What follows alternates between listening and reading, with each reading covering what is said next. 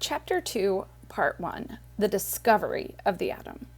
In this video, we're going to talk about how the atoms were discovered and what particles are contained. So the atomic theory of matter.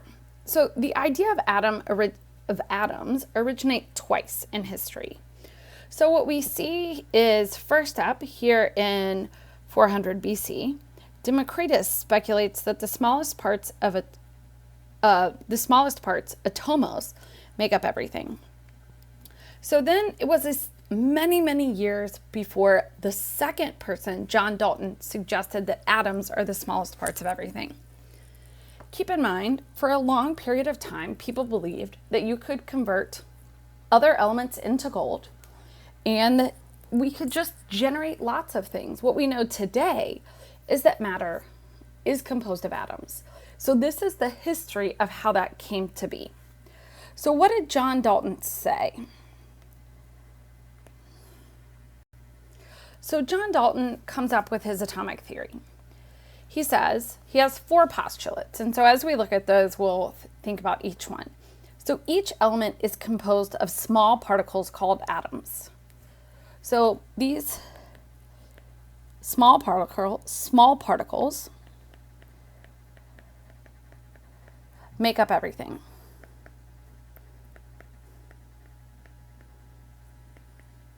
Now this doesn't feel super revolutionary, and frankly, it feels kind of normal. So we have small particles, and we're going to call them atoms. Now the second postulate is a little bit more revolutionary at the time. So he says that atoms of a given element are identical and unique from other elements. So what we're really saying is any element is distinct from other elements. So what we're trying to say here is that in his particle, he's saying, okay, everything is made up of atoms, and those atoms of a single element are different from other elements. So they're different and unique. At the end of this lecture, we'll talk about what makes them unique.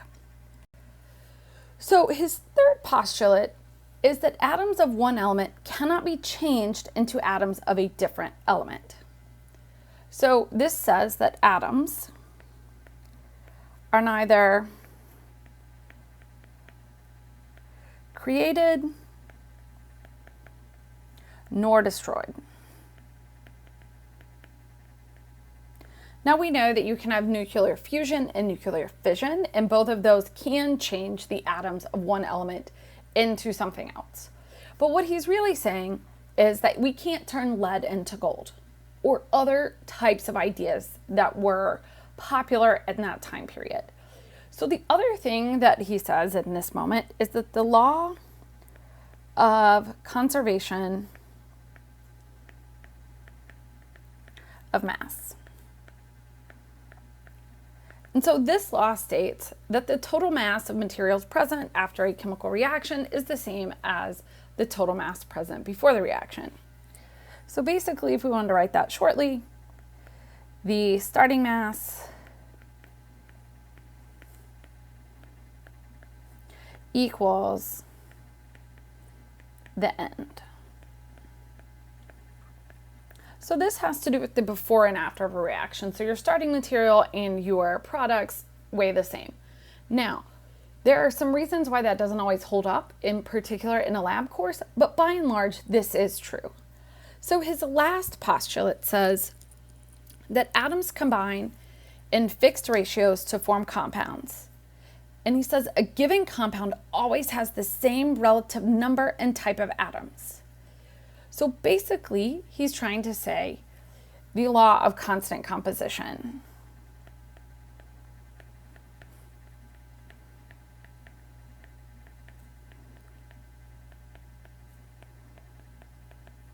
So the law of constant composition, which we talked about in chapter 1, states that something is always the same. So we talked about Oreo cookies in the United States. So Oreo cookies in the United States are the same whether you buy them in Florida, New York, or California.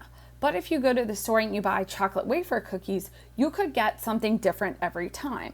So the law of constant composition basically says that when A and B combine, they're always in the whole numbers, or they are different types of atoms. So the other law is this law of multiple proportions. So the law of multiple proportions states that if two elements combine to form a compound, the ratio of the two elements is a small whole number. So basically, if A and B combine to make AB, we will always have whole values. So you could have AB, you could have A2B, or AB2. So what we do not see, we don't observe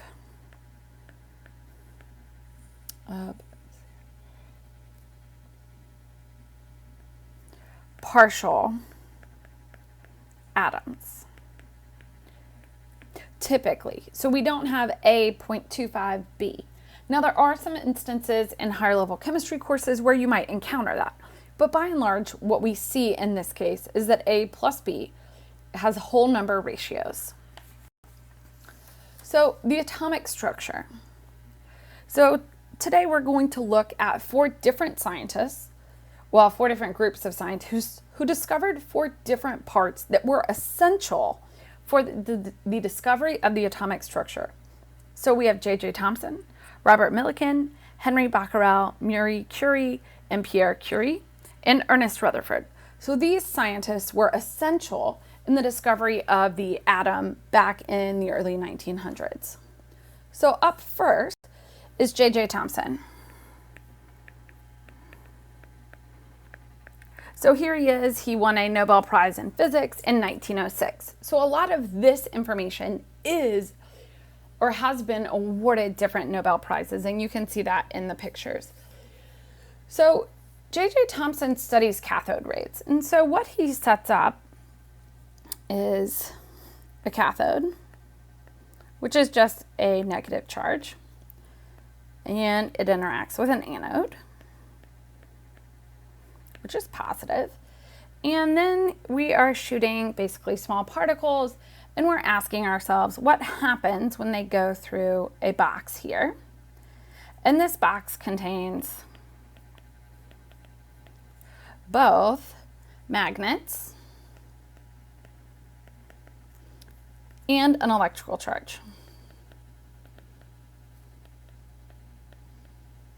And then out here, he has a screen, and he watched as particles would come through and asked, did they go straight ahead, to the top, or towards the bottom? It's pretty much the only things that we could observe at this time. And so what he's trying to notice is when we shoot or when we charge the cathode and the anode, we can make particles come out, and these particles move back and forth. And so, oops, sorry about that. So what we start to see is at the end of his experiments, his big conclusion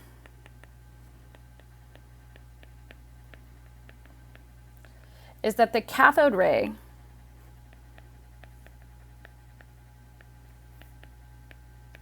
behaves as a stream of negatively charged particles.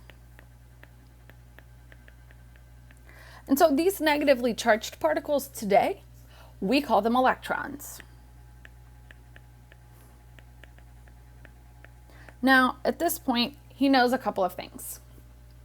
He is able to calculate using a couple of different ways, using the magnets and the electric charge. He was able to determine the charge of the electron.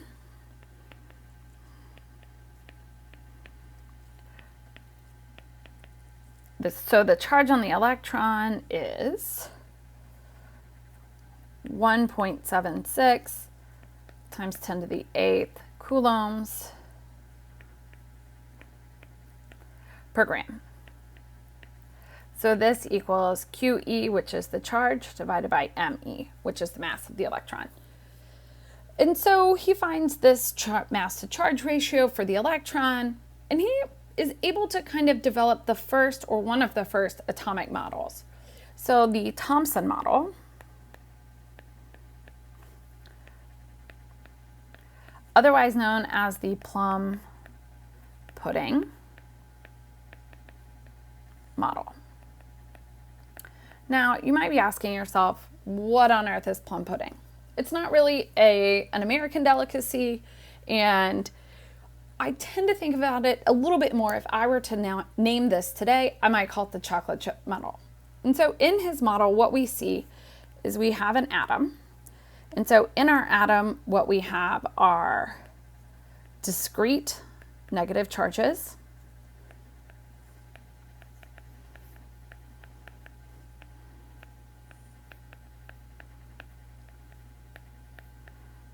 so these are our plums or our chocolate chips.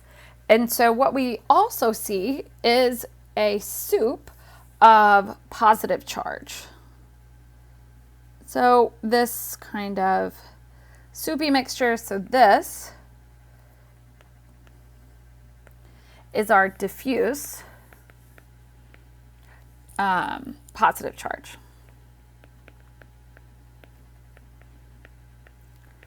So in this plum pudding model or the chocolate chip cookie model, what we see is an atom that has negative charges. They're dispersed not evenly, but not unevenly throughout the atom.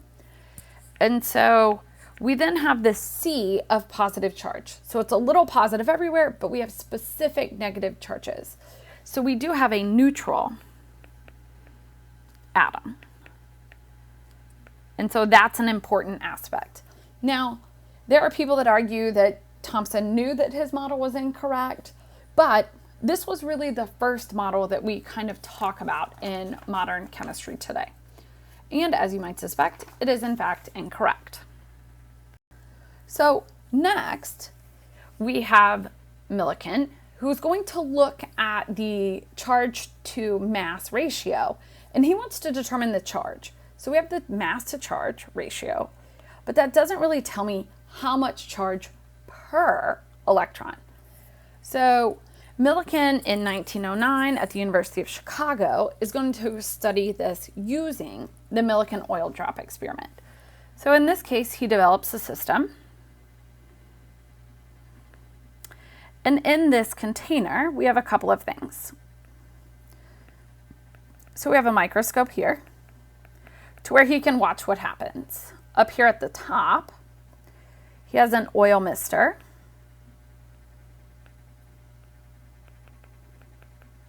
So basically, if you were to see an old perfume bottle that had a mister where you could basically apply pressure and it would diffuse things. So we have that. And we're going to create oil drops with that. And then we have a couple of other things going on. So here in the bottom, we have a negative plate. And at the top, we have a positive plate.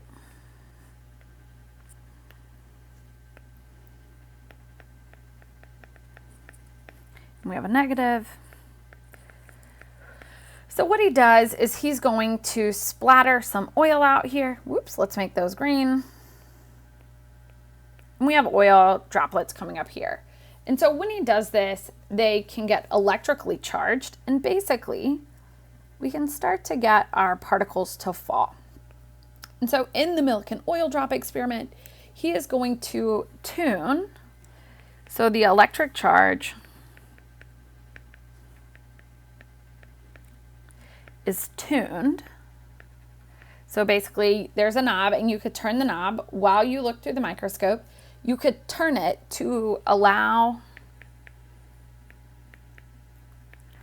electrons. So E with a minus sign means electrons. Well, let's call that oil drops. So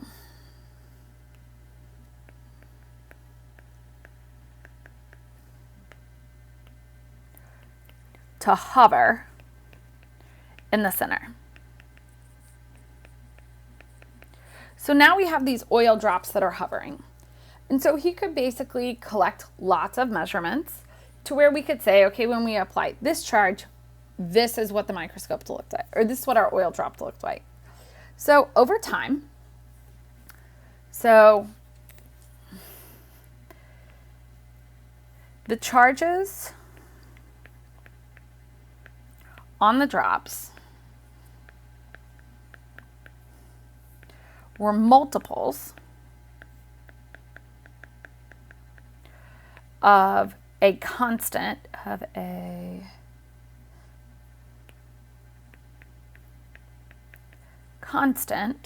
value. And this value tells us that the charge on the oil is equal to N times 1.602 times 10 to the negative 19 coulombs. So coulombs is an electric value, and so its symbol is C. That one looks a little not great, so it is a C. And so the N value here is the number of electrons. So basically, every drop could only contain, let's say, 1, 2, 3, 4, 5, etc. electrons. And so what he determined is, after he measured lots of different values, that he could determine what the charge was, because it was always multiples of a value.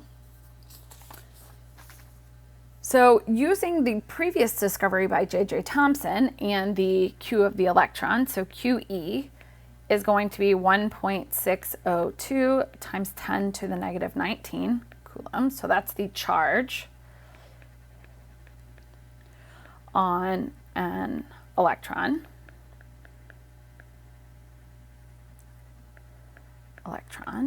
He was also able to calculate the mass of the electron to be 9.10 times 10 to the negative 28 grams. And so I think it's exciting because this value agrees with modern science. So it's always interesting to me that when we do experiments in the past with maybe less technical equipment, when we get the same answer. So what do we know?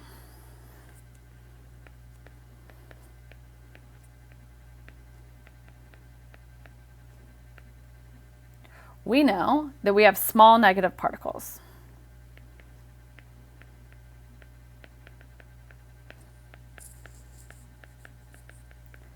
And so we have these small negative particles. We already had some information about how much atoms weighed. And so we know that these do not make up most of the weight. So we are still looking at this point for other particles. These particles are going to change the weight. And so we do also know that there is a positive charge. We'll say there must be.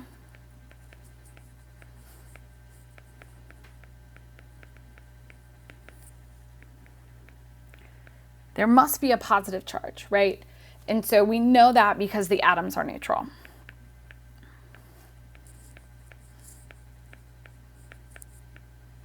And so at this point, the plum pudding model is still correct. All we've done is give ourselves more information about the electron. So before we talk about how we discovered the nucleus of each atom, we're going to take a brief detour to meet one of my ultimate favorite scientists. So over here in our pictures, we have three scientists. We have Henri Becquerel over here on the left. And then we have Pierre and Curie. Now, this is one of my favorite lady scientists, mostly because she has won 2 Nobel Prizes and she's done some really incredible work. So the work that these 3 scientists did actually was to discover radioactivity. So Henri Becquerel discovers radioactivity somewhat by accident. And so the discovery of radioactivity basically occurred, and then the Curies spent several years really figuring out what it was. So there are 3 types of radioactivity.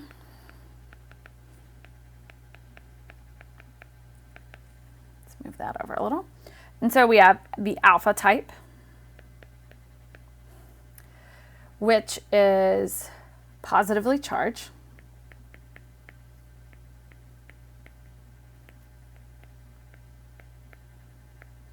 And it in fact has a +2 charge. We then have beta, which is negatively charged.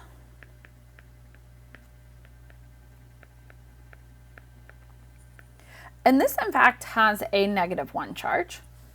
And so the third type is gamma.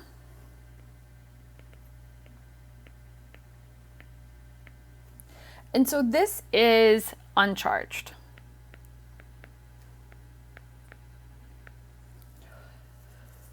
So mostly we stop to really talk about the fact that radioactivity is discovered to remind ourselves that there are 3 types, and we are in fact going to use some of this radioactivity to discover the nucleus. So in 1910, so in our picture we can see Rutherford. Rutherford says, you know what? I want to know more about what this atom looks like. What does the nucleus do? So Rutherford sets up the alpha scattering experiment.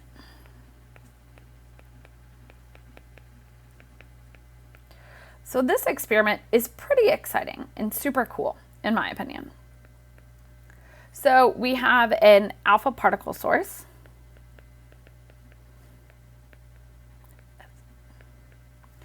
And so it's going to spit out a beam of alpha particles. So then our alpha particles are going to run into a really, really skinny, this is going to be a thin gold sheet. So our alpha particles are going to hit that, and then from there we are going to see where they hit on our detection screen. Now, you'll notice I'm drawing this detection screen kind of all the way around. There's a reason for that. So what we'll see is our alpha particles. We're going to watch them over time. So we're going to watch it leave, and it's going to go straight through. Okay, that's cool. Well, let's think about what else is going to happen. So don't forget that alpha particles are in fact positively charged. So these are positive. So we'll write that over here. And so we keep going and we see some that are slightly deflected. Every now and again we get one of these that's really well deflected, but over time the majority just kind of go right all them through. Not much is happening. Now it's important to at least consider why we might have put the screen all the way around, since we really didn't see stuff come back very often. The plum pudding model, right, had a diffuse positive charge. And so if this positive charge was everywhere, when we attacked it with the alpha particle should have been repelled. So if this was true,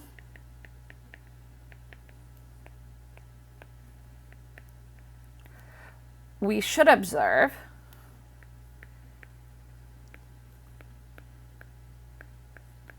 more deflection.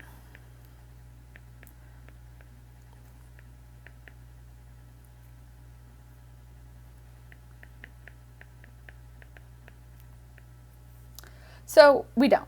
What we mostly see is that stuff goes straight through. So in this case, the majority of the particles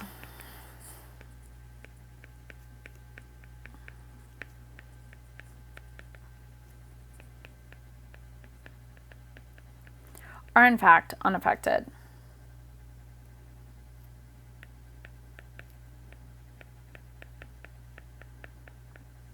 So what does this mean?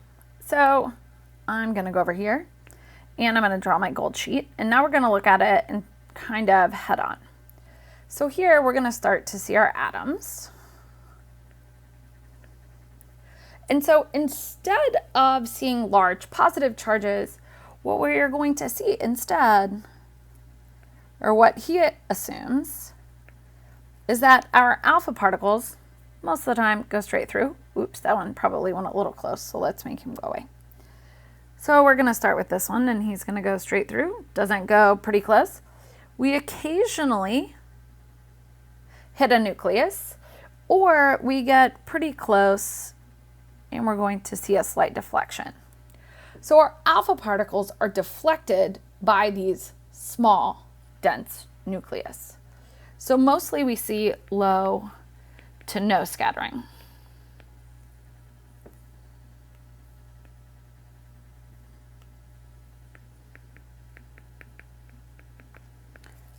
And so what this tells us, so the scattering angle gives us some information. So what do we know now?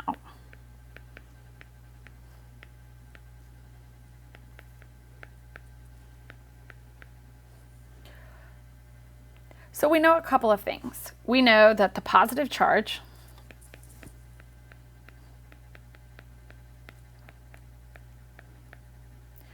is contained in the center.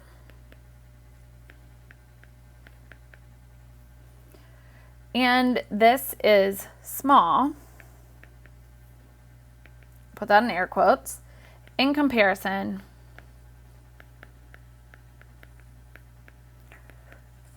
to the total space. So basically what that says is we have this positive charge, and this positive charge, or the nucleus, is very dense. So what we start to have is a model that looks something like this. We have our positive center, and we have our negative electrons. So what we know is we have a dense nucleus with discrete charges that surround the nucleus. Now, we don't know where the electrons are. We don't really know what they're doing. So in 1932, Chadwick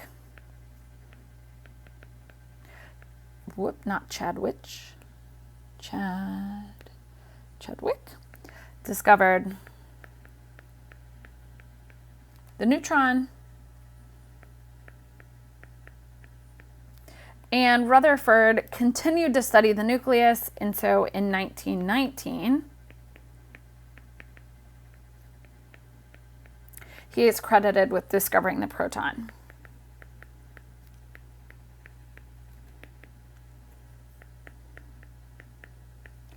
And so for now, we're going to leave our atomic model as basically a dense positive nucleus and some electrons that are swimming around it.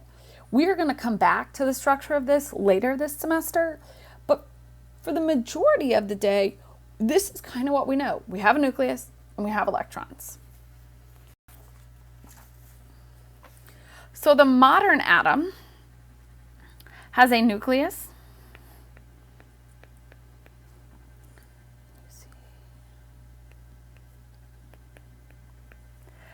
and this contains protons and neutrons. It is surrounded by electrons.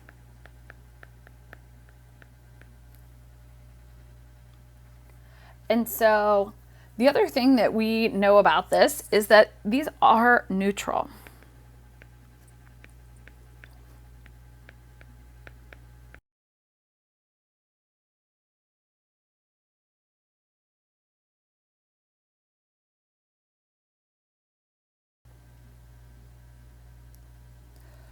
So we have atomic particles, and these atomic particles come in three different types. So we have protons,